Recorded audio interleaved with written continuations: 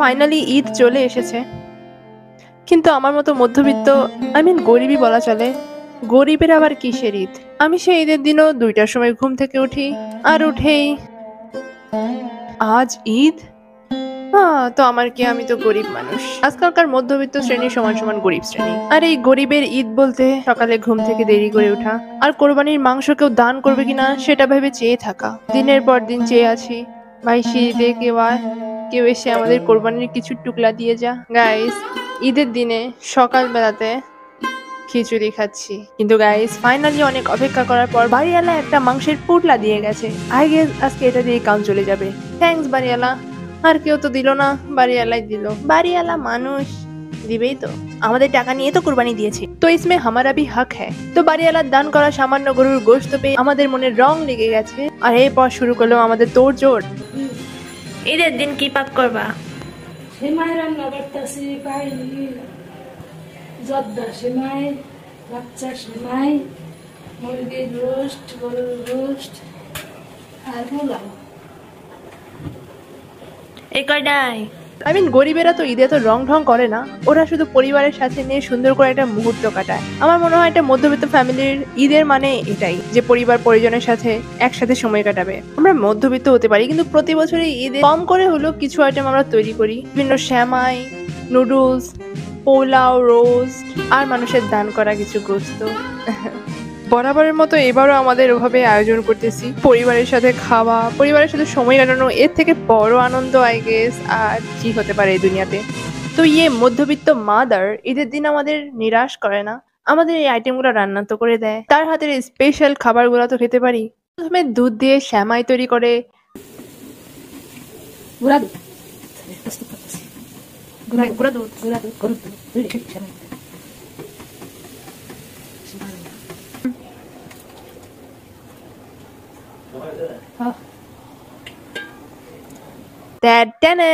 বাঙালি জাতির ঈদ আর শ্যামাই তৈরি হবে না, এটা তো কখনো কল্পনাই করা যায় না। প্রত্যেক বাঙালির ঘরে ঈদের দিনে আর কিছু থাকুক আর না থাকুক, শ্যামাইটা অবশ্যই থাকবে। আর এই সুস্বাদু শ্যামাই, সুস্বাদু শ্যামাই দেখে জিভে জল চলে আসছে। শ্যামাই অনেক ধরনের আছে, কিন্তু আমরা 2 ধরনের শ্যামাইকে প্রেফার করি। একটা তো ওই শ্যামাই গেল, আর একটা ঝাড়ু শলার এটা কেন ছোটবেলা থেকে শুকনা শ্যামাই বলি, সেই ঝাড়ু শলার মতো শ্যামাইগুলা আরেকটা পার্ট, মানে এটা হচ্ছে ঈদের ঐতিহ্য আমাদের কাছে। তো আম্মু নিজের হাতে অনেক যত্ন করে এই ঝাড়ু শলাগুলোকে রান্না করে তুলার শলা বানিয়ে দিয়েছে, যেটা খেতে যেরকম সুস্বাদু, দেখতেও অসাধারণ।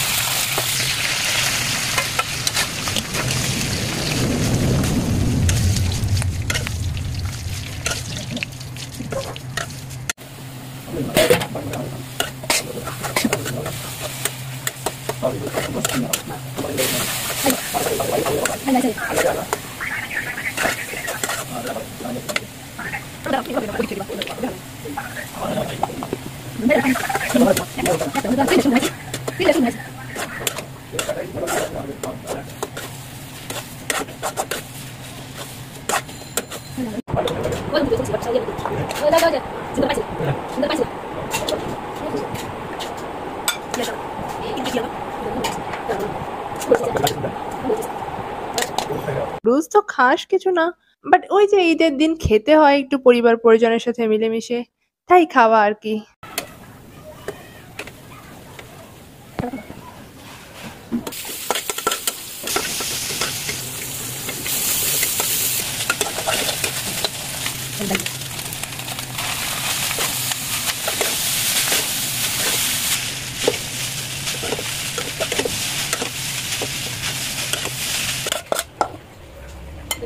বাড়িওয়ালা দান করা কোরবানির গোশত, যেটা আমরা এখন রান্না করতে যাচ্ছি। থ্যাঙ্কস এ লট বাড়িওয়ালা, যে অন্তত কেউ না দেখ, বাড়িওয়ালা তো দিয়েছে, তার দেওয়া মাংস দিয়ে ঈদ পার করছি।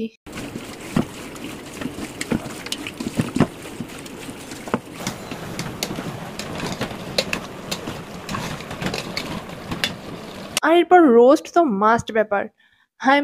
কিছু না থাকুক আর থাকুক, রোস্ট থাকবেই, এটা আমার সব থেকে ফেভারিট। আর পোলাও তো সাথে অবভিয়াসলি থাকবে।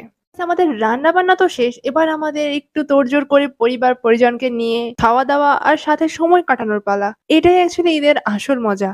ঈদের দিন একটু সুন্দর জামা পরবো না, আই মিন জামা নতুন হোক বা পুরান একটু পরিপাটি হওয়া যায়। আই মিন ঈদে যে নতুন জামা পরতেই হবে এমন কোনো কথা না। তোমার কাছে যেই জামাই থাকবে, যেই জামাই তোমার পছন্দ বা ফেভারিট হবে। গরিব মানুষ দেখে এই কথা বলে নিজেকে সান্ত্বনা দিচ্ছি। বড়লোক হলে তো কিনেই নিতাম। যাই হোক এখন আমাদের খাওয়া-দাওয়ার পালা। সব রান্না-বান্না খতম। এখন আমরা পুরো ফ্যামিলি বসে একটু শান্তিতে খাবো। কত বছর পর ফ্যামিলি একসাথে বসে খাবো কারণ এর বাইরে আমাদের বিভিন্ন কাজ থাকে। কাজের ফাঁকে সবার একসাথে বসে খাওয়াটা হয়ে ওঠে না। স্পেশালি আব্বুর সাথে হয়ে ওঠে না। সো ওই সুযোগটা এখন পাচ্ছি। এটা একটা বড় গিফট। তো আমাদের এখন family time. I mean family সবাই একসাথে বসে এখন খাওয়া শুরু করে দিব। আম্মুও চলে এসেছে, আব্বুও চলে এসেছে, আমিও চলে এসেছি। এখন আমরা সবাই একসাথে বসে একই টেবিলে খাবো। আসলে আমাদের অনেক খিদে লেগেছিল। এর জন্য আমরা ভেবেছিলাম ফার্স্টে আমরা সেমাই-টেমাই খাবো। কিন্তু আমরা ফার্স্টে পোলাও, মাংস এসব দিয়ে শুরু করতে হয়েছে। কারণ আমরা একসাথে বসে খাবো এই চিন্তা করে আমাদের অনেক টাইম লেগে গেছে। এর জন্য সবাই বসেছিলাম। যাতে খেলে একসাথেই খাবো। আগে খাওয়ার দরকার নেই। এই চিন্তা করে আমাদের অনেক খিদে লেগে গেছে। সো আমরা পাগলের মতো খেয়ে ফেলছি।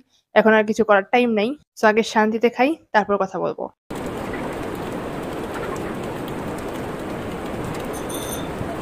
খাওয়া শেষে সবাই একসাথে একটু হজম করার জন্য হজমি খাচ্ছি। আই মিন সোডা ওয়াটার খাচ্ছি।